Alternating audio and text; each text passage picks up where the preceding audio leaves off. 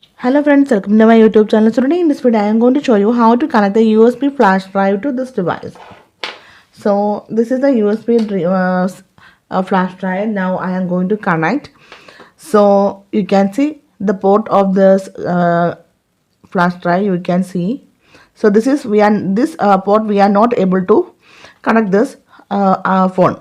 So let me show you how with the help of this adapter we can easily connect this USB flash drive to your device. Let me show you how to do this one. First of all, we need to connect our USB flash drive with this adapter. Right now, we can easily connect this adapter to your phone. Simply, you can see.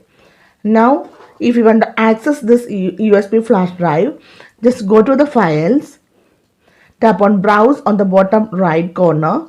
Now you can see the name of the USB flash drive. You can see here, tap on this one.